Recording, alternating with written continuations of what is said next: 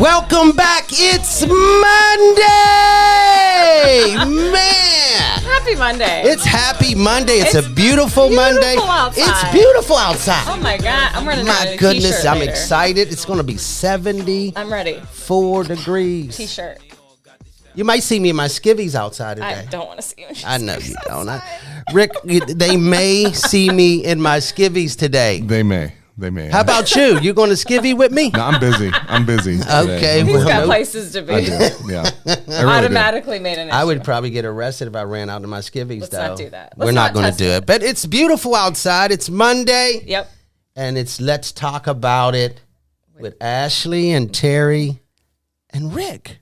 He's here. And Rick. Rick is here. Rick is here. Always here. Yep. Rick is Can't start without me. Creeping in the Can't background. do anything See? without you. We don't know how to do nothing. No, we just sit here waiting. We would just be staring into the camera. We'd be talking, but nobody would be hearing us. A little like behind the scenes when we were setting up, Terry's like, well, why don't you move the camera over there? And I was trying really hard to figure out what he was asking me without sounding like a jerk. And I don't know. I think it wasn't I happening. don't know. I've been So in I'm sorry, trouble all publicly. morning. Everybody, I've just got myself in trouble with my two friends, but it's all good. Push reset. Publicly. I'm sorry. We're good. We're good. Yeah, we're good. We're going to hug. Yeah. We're going to hug again. That's right. Always. Yeah. Man, another IOU. I'm writing it down. Keeping a track. Ashley hasn't hugged Rick yet, though. No. Man, it's like she's rebelling from your hugs. I mean, yeah. I not there. don't have anything Why to say is about that? I don't know. I don't know how to feel about that. Should we do a group hug? No, you gotta feel his I don't know if I want to feel it. We are both happily married. But his hug is so awesome. Mm-hmm. It That's just because he's does so something. tall. It does something. He comes up under me See? and hugs. That's because he's so tall. He is tall and I'm short. I'm waiting for you to wish me something. I'm going to wish you Women's History Oh Month. my God, fixing my Oh crown. Hold my on. goodness. Let me fix it. Okay, there it is. Women's History Month. History Month. That's big. It feels big. How do you feel about I that? feel like a woman. Man, I feel like a woman. I don't. Where's Rick? I don't feel like a woman, but I feel that you should feel amazing. It's important. That's why the sun's shining. First of all, Mother Earth gets celebrated today as well. She's the mother. So that's She's a why woman. it's shining, because Now it makes sense. You're welcome. it is. You are so smart. I don't know about You are that. so smart. Goodness gracious. I didn't even see that coming. See, that's why I'm here. Mother Earth. That's why they hired me. They did hire you. Mm-hmm. You're great at what you do. Oh, thanks. So what about Women's History Month? I think it's just so important to feel empowered as a woman, because growing up, I didn't have that on many levels, societal and in my home. And I feel like now, 2024, we're starting to get there as women. But I bought my first home as a single lady. You are I will always do amazing. it. You are amazing. And let me tell you, I had work done, just like the phone hookup. And I was a huge Pittsburgh Penguins fan at that time. My whole living room covered in stuff. And this man literally said, "It's so nice to let your husband decorate." Uh-oh. And I said, "Oh, this is my home. I live here by myself." Also, they let me vote. How crazy. They let you And vote. He was like, "That's not what I meant. That's not what I meant." I was like, "That's exactly what you meant." He You didn't poked think the bear. that I'm a bear. You know, I said, "You didn't think that I could own a home because I'm a woman? What? I'm working. You are I'm working. dedicated. You are dedicated. I got the drive. What? You got the drive. Why can't I own a home?" You're like Speed Racer. He was Speed Racer after that. Let me tell you, He got up out of there. He got my phone hooked up and he left. He was your Racer X. He was something. He was your Racer But X. even just like a slide comment like that, like as a woman, I couldn't be a hockey fan and I couldn't be a homeowner. Like two just It makes attacks sense. in It one makes sense. soft It's sentence. offensive. Yeah, he was just trying to It's like make a offensive. little small chat, and he offended me 2 times. I've been in sales for a long time, and there's times I went in a home and, the woman had put me in my place. I was like, "Do you have a spouse?" It was just a general question. And Yeah. they get, they I had wouldn't be gotten offended upset. at Well, I if- said, "Do you have a spouse?" And they were really got offended at different times. Mm-hmm. But, I learned not to say that or ask that Yeah. anymore because it could be offensive. Yeah, Women are empowered we are. and powerful We are very powerful. birth makers. They have babies. I don't have babies. Right? I mean, not everybody. If there was no woman, there would be no population. I know. I'm just finding kids. It's different. Well, you found your babies. I found my babies. Well, there's nothing wrong with that. They're everywhere. But women are amazing. We are. Thanks, Rick. I had I see you. my mother passed, but she was an amazing woman. She was amazing. I have a lot of amazing women in my life right now. I have a lot of amazing women in the nonprofit that actually hold it together. They see things from a different perspective and see the lens. They got your back. And my wife, she's a superwoman. I feel like we're a glue to a lot of things. You are glue. We really hold things together. You really do. You really do. Because we see all angles. Like, we're really overthinking, but I think that's a good thing. Because I'm really thinking 3 steps ahead, so X, Y, and Z doesn't happen. We think differently than women. Men don't think in the same perspective as women. And we need the balance. We need each other. We do need balance. But just know we're allowed to own homes. Well, I won't question that ever again. Please don't. Because I know that women, a lot of women rock. Yes. A lot of women rock. So speaking concerning that. Of a rockin' woman. A rockin' woman. Or a shaken woman. A mover and a shaker. One of 3, I think. Is it 3? Is it number 3? This is our 3rd guest. Oh. There we go. Okay. So we have a mover and a shaker. Yes. Representative Charity Grimm Krupa. Awesome. Thank you. Thank you for having me. Thank you for coming. I'm excited to be here. I'm excited to have you here. Honored to have you here. We are so honored. Yes. So we always start out with just the general but deep dive. But why is she here? Because deep dive question. Oh, because it's Women's History Month. That's correct. And she's a women representative in Fayette County, which is, I mean, love it. It's big. It is. That is a big There's deal. a lot of men in the room. There's a lot of big. Which, again, we need. I'm not saying we don't. In the room of representatives? Yes. Yes, 100%. Yes, so it's nice to have a female perspective, a female voice, and you're really representing so many people, both men and women, but it's nice to have you really speak those words and mean them. And you know what? I have 3 brothers, so I'm the only girl of a family of 4, and my brothers, I had a lot of guy cousins that I hang around with, so I grew up with mostly guys, and being a woman was actually I was kind of a tomboy, and I never felt like it held me back. I never felt like they didn't treat me any different. They were probably a little bit more protective than I perceived as a child. But other than my father, so I grew up on a farm, live on a farm. My father wasn't excited about me learning to operate farm equipment, and that was because I was a girl. And I had one of my older brothers who's a colonel in the Marine Corps, and he took me aside, and he needed somebody to run the tractor, and he was like, "No, you're going to learn. Don't tell Dad. You're going to learn." And now that's one of my favorite things to do is to make hay in the summertime. But that is so cool. Yeah. So I don't, and I'm sure that I experienced it, but I wasn't cognitive of any type of sexism until the first time I ran for office. And it got back to me, well, so-and-so will never vote for you because you're a woman. And I was like, what? Wow. Yeah, what's that about? That's terrible. Yeah, like what is that about? And and of course people aren't going to articulate that. But when I came into the House last year as a freshman, it was the 100th year anniversary of women being able to serve in the Pennsylvania House and as an elected official. And that was a really exciting time. That is exciting. Yeah. So that's big. Yeah. So out of 203 House members and 50 senators, we still don't represent quite a third of those seats, which is interesting because if you look at Pennsylvania population, there's slightly more women than men. So statistically speaking, we're still underserved. But it's an opportunity. When I did the research, there have been 4 women that have served in the state house from Fayette County. Pam Snyder had parts. I know she had parts of Masontown. She served in Greene County and other counties. She retired now? Yes, yeah. Okay. I've heard wonderful things about her. Deborah Cooley represented part of Fayette County. When you search the 51st district, I'm the only woman that comes up. But interestingly, though, there's a woman from almost 100 years ago, and I screenshotted her name because I don't want to mess it up. but it's Ella Luella Collier Adams, and she's from my neck of the woods. So it doesn't say what district she served, just that she was a representative from Fayette County. And how amazing is that? That almost 100 years ago, she served from 1927 to 1930.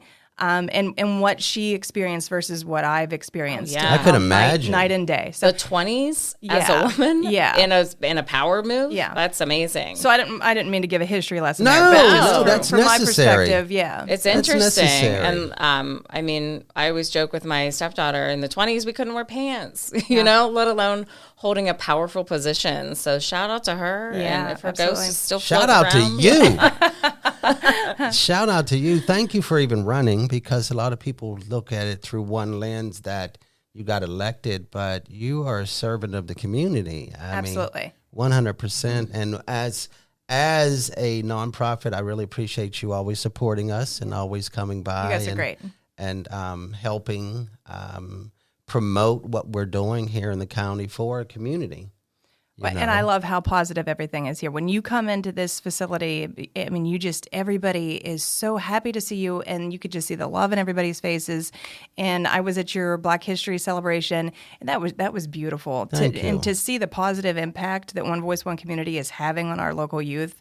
That's thank you for what you guys are doing, because it's really a service to the community. It's exciting. Yeah, it's exciting. It really is. I wish we could give a tour for our listeners at some point, because even just the furniture is so thought out, because you wanted to have the kids feel like they deserve to sit on these chairs with 100%, with the comfortability, 100%. The fanciness, the color. Everything was thought out for the community. Yes, you're so smart. I wouldn't say that. I just try to have a perspective of understanding that we need to have inclusion when we're thinking out things. Yes. Well, and it's not just a feel-good group either. So, I mean, I love it that it's faith-based. I love it that you're teaching children about the trades and utility and being good, upstanding citizens in the community. So, I mean, you're doing everything down to balancing the checkbooks, right? We do that. We're trying to create consciousness of humanity. Yeah. That's, I didn't have these tools growing up. No one told me until it was too late, like, what is a credit score? Yeah. Oh, yeah. I didn't know until I was in school, and I had went to Kaufman's, and Rick, I had charged my card to the limit. Oh, no. I didn't pay on it. But you looked amazing. First day I got it, I went and bought a bunch of shirts. I had Stanford, I had Harvard, I had Duke, and then I was broke. God. Well, and no one told me that I had to pay on the card. They just sent it, and I was excited, and then I had to deal with the repercussions. That's why you're doing what you're doing now. Trying to teach them. We are definitely in the same generation, though, because my brothers all had the Yale sweatshirts wearing to high school. Yeah, right. Yeah. Never wanted to go there. I just liked the colors. Yeah. That was the trend of the time. Most definitely. So you were raised on a farm. Yes. Yeah. Farming's a tough thing. That's a tough job. That's hard work. Yeah, and so my parents have roots in dairy farming. Growing up, for me, it was more hobby farming. We've had horses. We have a handful of cows. Maybe a pig or two. But farming is a good way to raise. It was literally a dairy farm? So when I was in high school, we had 2 milk cows. Okay. So it was more of a project for my brother and I. So when he went to governor's school one summer when he was in high school, it was my job to go out and milk the one Holstein and one the Jersey. It took more time to clean the equipment than to actually milk the cows. So, but God works in mysterious ways. When I started undergraduate school, I wanted to go to vet school. And so I started off in the animal science department, and all my friends were dairy animal science kids. I've toured dairy farms in Ireland. I've toured dairy farms in Arizona at the time. Was like number 1 and number 2 dairy producing state in the nation. But I was not great at chemistry. And I had this advisor was like, if you're not good at chemistry, you have no business wanting to go to vet school. So I ended up switching to history, and I ended up going to law school. And but my husband and I farm. We've got beef cattle. We raise all our own hay. We raise some vegetables. So we stay busy with that too. So you went to law school, and what year did you graduate from law school? I graduated law school in 2005. I had my daughter over Christmas break of my 3rd year of law school. Oh, wow. Good for you. Yeah. How many years you practice? Almost 20. Wow. I did not know that. See, I didn't know until I looked it up last week. And I never knew you was an attorney. Yeah. And so I'm a local small town attorney. So you went in that setting because I did not want to move to a big city. You've got to do a little bit of everything.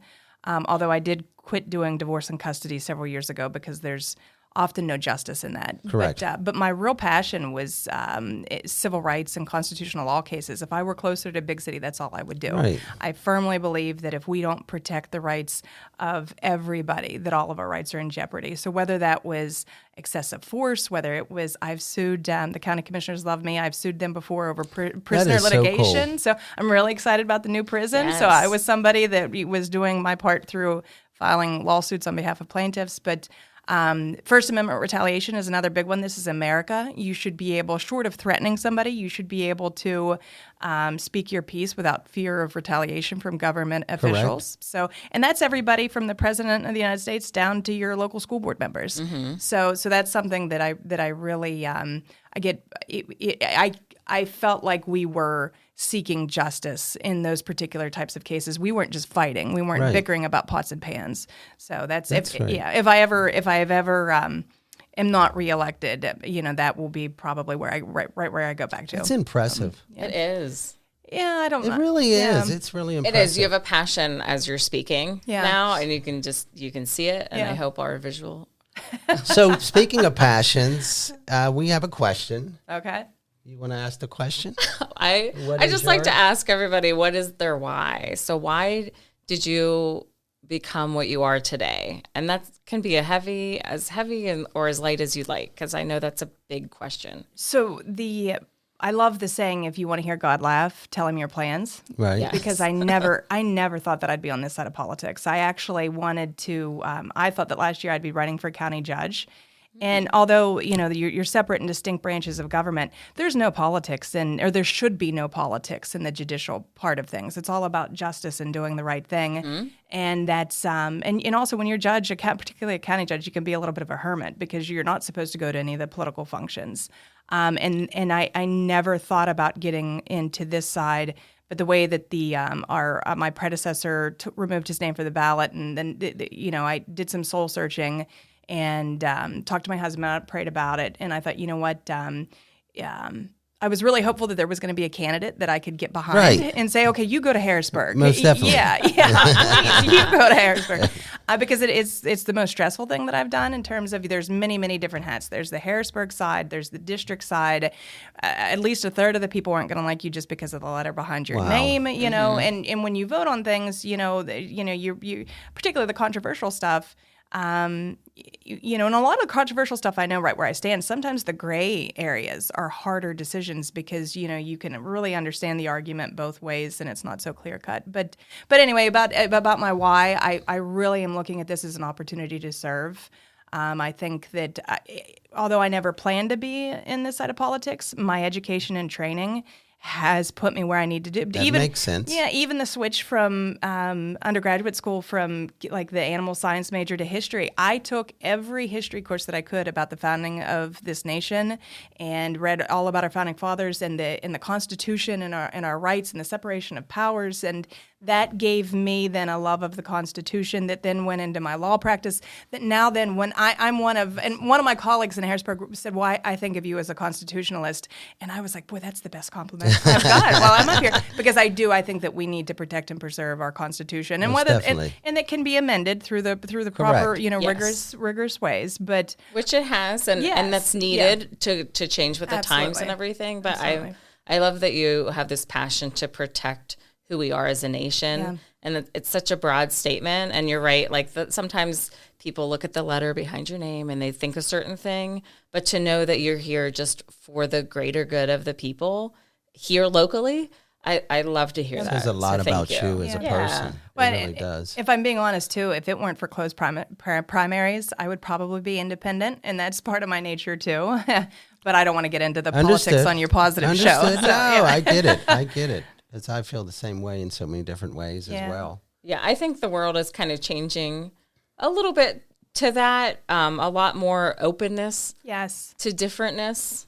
I don't know. Openness to differentness. Is that it? That's the title? What you said. There we go. That's it right there. Well, and on the district side, too, and as a freshman who tends to be a little bit of a loner, I realized that my Achilles heel in this role could be I'm happy to stay on the farm and do a variety of different things or just to hang out with my family. So I have tried to make sure that I am at every function that I can be because A, I want to learn about what's going on in the district, and B, I want to support our locals. But Fayette County for such a bad time has had such a bad rap. And, it really has. Yeah, and when I first started practicing, if I went to Pittsburgh, somebody used to, where are you from? And you tell them, they're like, Fayette, no, I stop people now. If I'm in Harrisburg and somebody refers to us and I say, no, we're not accepting that anymore. That is not us. That is not us. Come visit us and see what we're doing. There's so many beautiful things. Absolutely. And there's so many powerful things. I mean, you're nonprofit very progressive alone. in the county. Are. We are. I feel that Fayette County is a forerunner. Yeah. Yes. Of a lot of counties that don't even have a clue of how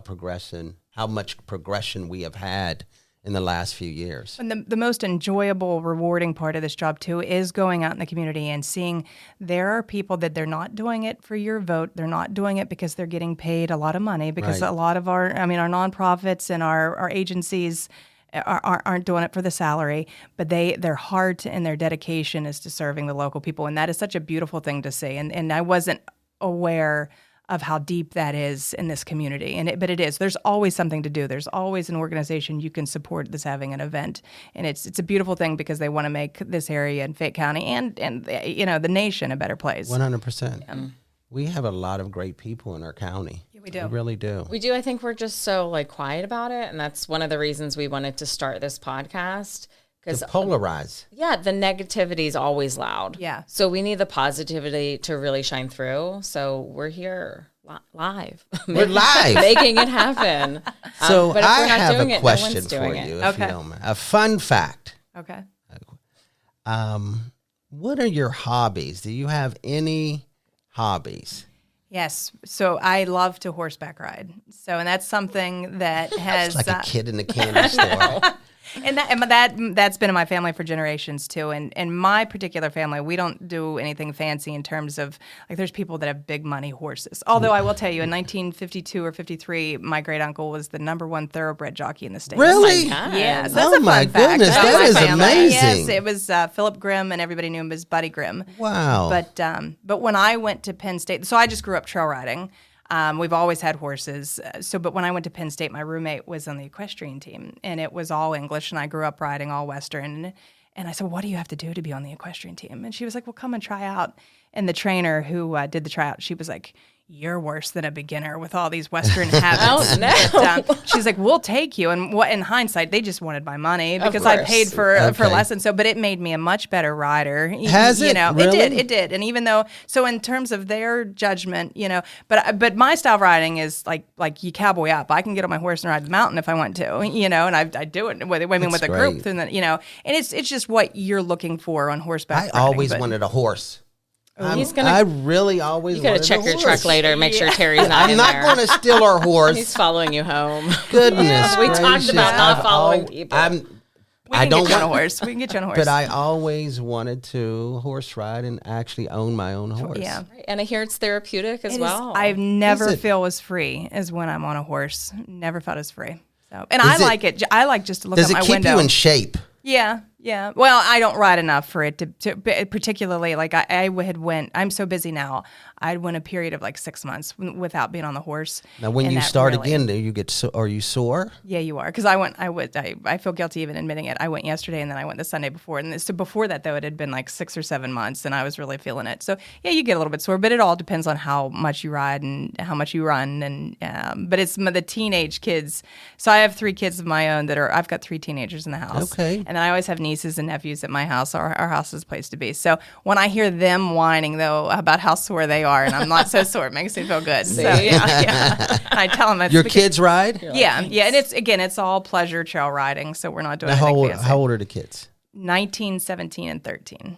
Them are good ages. It's a fun age. Oh, Them are I don't good know. ages. I love them all, but 3 teenagers. Challenging. They're good ages. But When they start bickering. Boys about- and girls. Oldest is a girl and then 2 boys. My oldest, so when COVID hit, I had, they were at 3 different grade levels, high school, junior high, and elementary school, and we ended up putting them in cyber.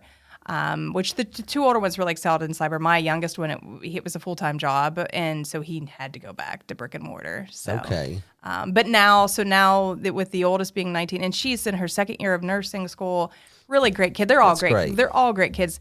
The 13-year-old though is very ornery and knows exactly what buttons to press. That's the age. Yeah, it really is. 13 is an age. It is. A 13-year-old boy too. You know, there's a lot going on right there when you're 13. Yeah, there is. Yeah, but we have to be kind to them. We have to be kind to everyone that we come by. He's also my most lovable. Is he really? He is. He can be very ornery. He's very smart.